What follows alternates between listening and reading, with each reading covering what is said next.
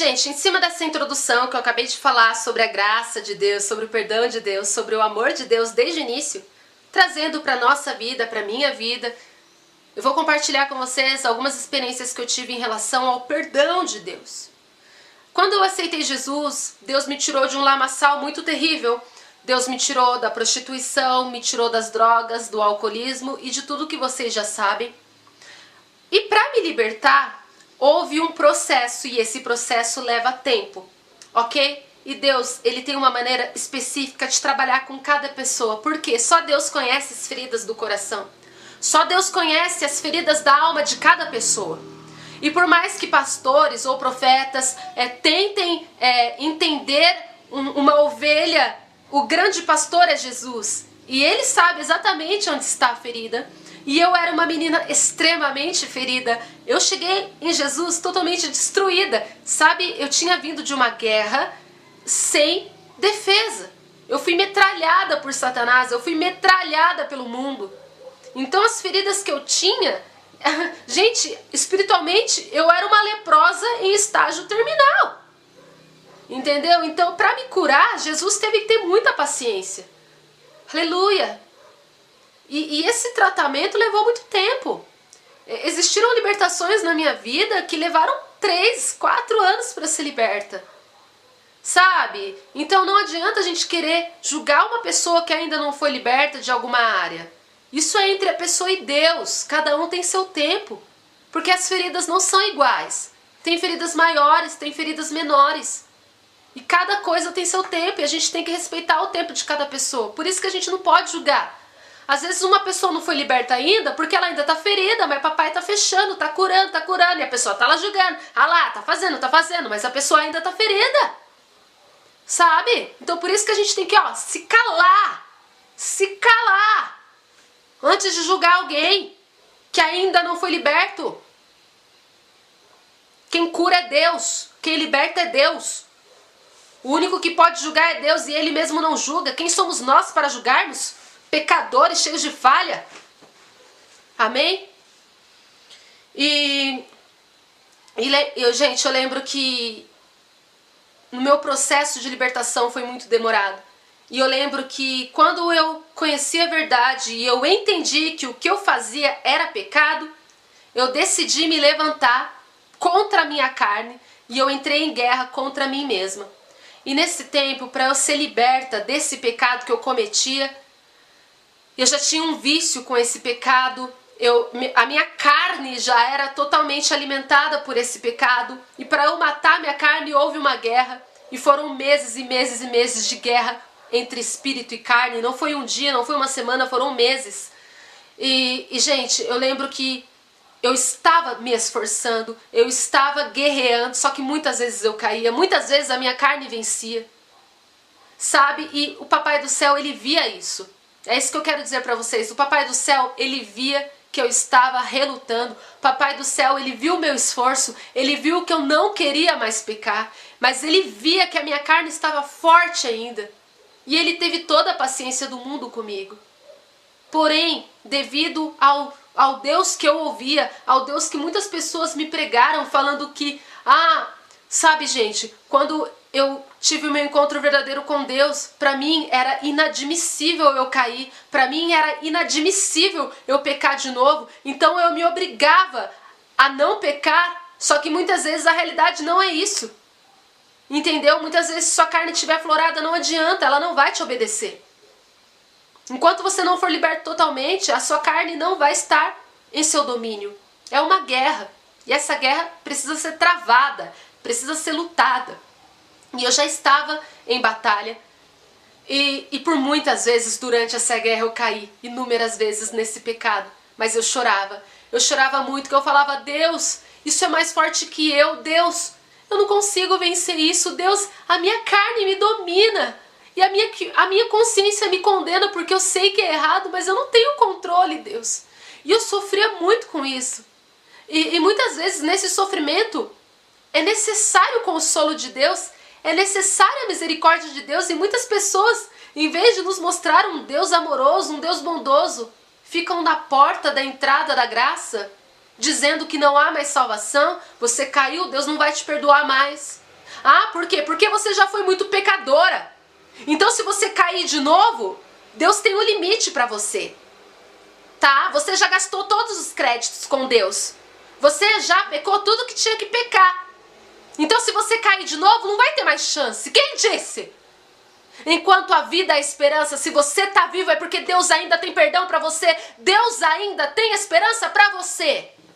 Nunca aceite que ninguém te diga que não há esperança para ti. Nunca aceite que ninguém te diga que Deus não vai te perdoar mais. Não aceite, repreenda. Quando uma pessoa te dizer Deus não te perdoa, você fala, tá repreendido porque eu ainda tô vivo.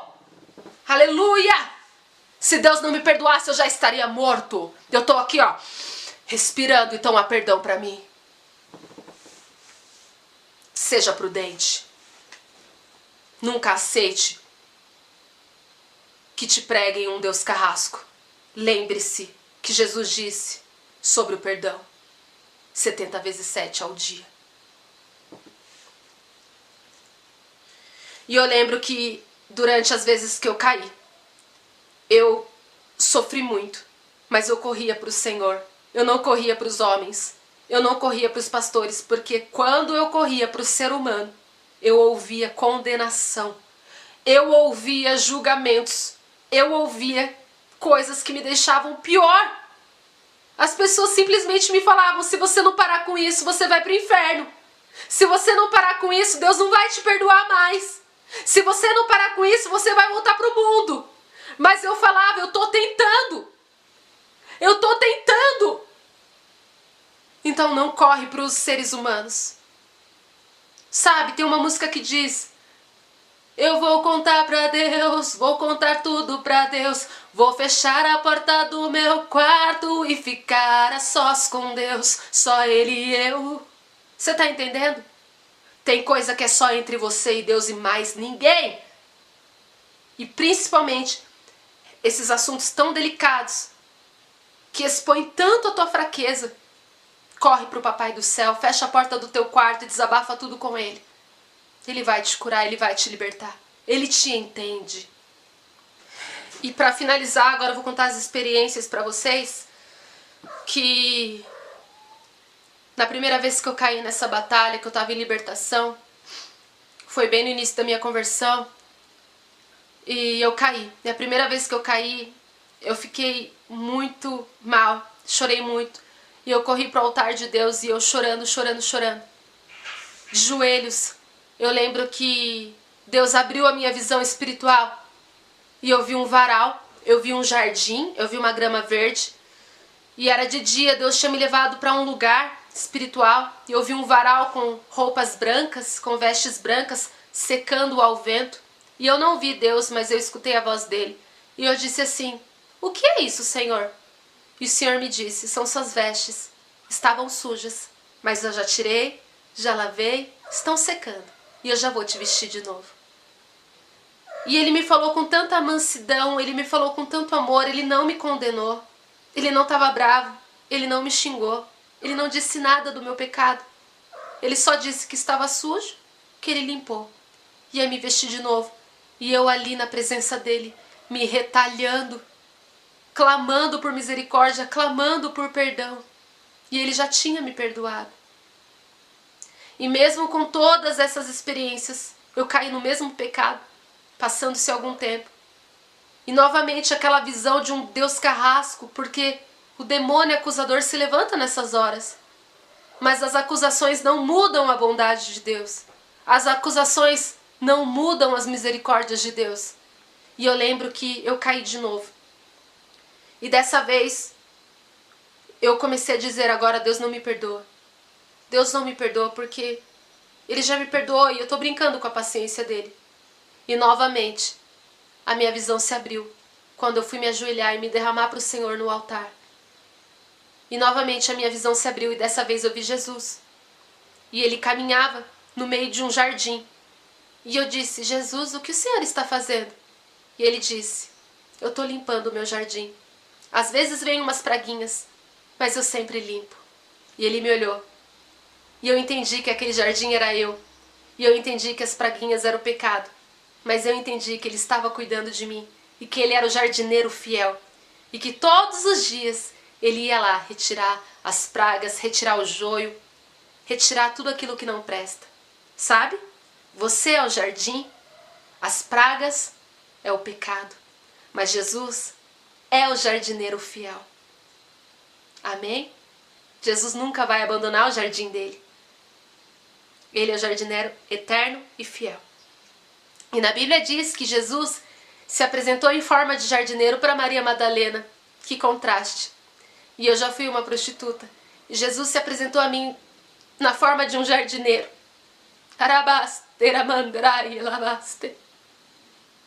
Jesus é maravilhoso. E Jesus, ele não me olhou com raiva.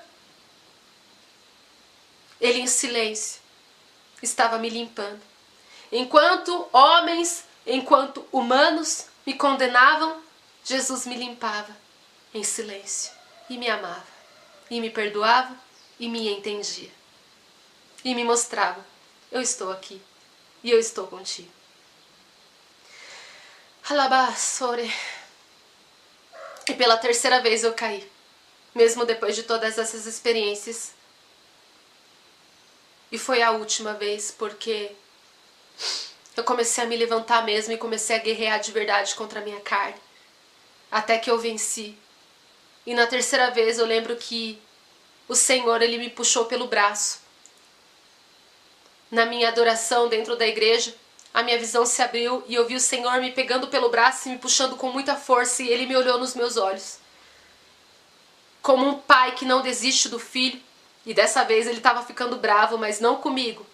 Contra a guerra que eu estava pelejando. E ele me mostrou, você não está sozinha nessa guerra, eu estou pelejando contigo. E Deus me fez lembrar de quando eu era uma adolescente. Quando eu fumava maconha, quando eu tinha 15 anos, quando eu me drogava. Eu nunca tive a presença do meu pai biológico.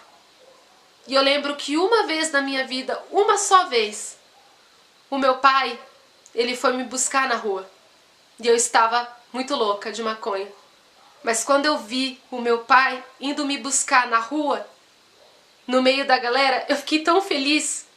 Ele brigou muito comigo, sabe? Mas eu estava muito feliz. Porque ali naquele momento eu senti que eu tinha um pai. O meu pai foi me buscar no meio da rua, uma única vez, durante minha vida inteira. E ali eu me senti amada, eu me senti acolhida, e mesmo na brisa da maconha eu fiquei feliz, porque o meu pai tinha ido me buscar no meio da galera. E Deus me mostrou, eu sou teu pai. E tudo que o teu pai da terra não fez por ti, eu faço, porque eu sou teu pai. E ali Deus me mostrou mais uma vez, olha eu te buscando no meio do pecado, olha eu indo atrás de você, olha eu te pegando pelo braço e te chamando, vem pra casa porque você tem pai. Eu não vou te abandonar. Você é minha filha e eu tenho autoridade sobre ti. Então vem, eu te pego pelo braço e eu te arranco desse pecado. Mas eu não desisto de você, porque você é minha. E ali nesse momento eu me senti totalmente amada, totalmente amparada, totalmente protegida, totalmente acolhida. Eu vi o que eu não posso fazer, Papai do Céu faz por mim. E ali Deus me mostrou, você chegou no teu limite, agora é minha vez, sou eu que luto por ti. E depois desse dia passaram-se anos e anos e anos e eu nunca mais caí, eu venci esse pecado. E teve um dia que depois de muitos anos eu caí nesse pecado em um momento da minha vida, que eu estava passando por muita tribulação. E novamente eu me arrependi, eu falei, Deus, depois de tantos anos, liberta, caí de novo. E eu lembro que eu tinha ido tomar café. E quando eu olhei para fora da varanda da minha casa, eu estava sentada na mesa e tomando um café, muito triste por ter caído nesse mesmo pecado que eu tanto lutei, depois de tantos anos. Eu lembro que eu olhei para a parte de fora da minha casa, que tem uma porta de vidro, e eu vi ali um varal. E eu vi várias vestes brancas, mas era real, não foi visão, eram minhas roupas que eu tinha lavado. E ali Deus fez eu me lembrar da experiência que eu tinha tido há tantos anos atrás. E Deus me mostrou, filha, eu continuo lavando as suas vestes. Eu continuo te limpando. E eu vou te vestir de novo. E ali naquele momento eu comecei a chorar. E eu sei que se um dia eu cair mais uma vez, eu sei que o mesmo varal estará no mesmo lugar. E papai, mais uma vez, vai me vestir. Porque enquanto haver vida, haverá esperança. E o perdão de Deus, durante a minha vida, permanecerá. Assim eu creio. Essa é minha fé. Amém? E que essa seja a tua fé também. Nunca duvide do amor de Deus. Nunca duvide da misericórdia de Deus. E nunca abra mão do perdão de Deus. Amém?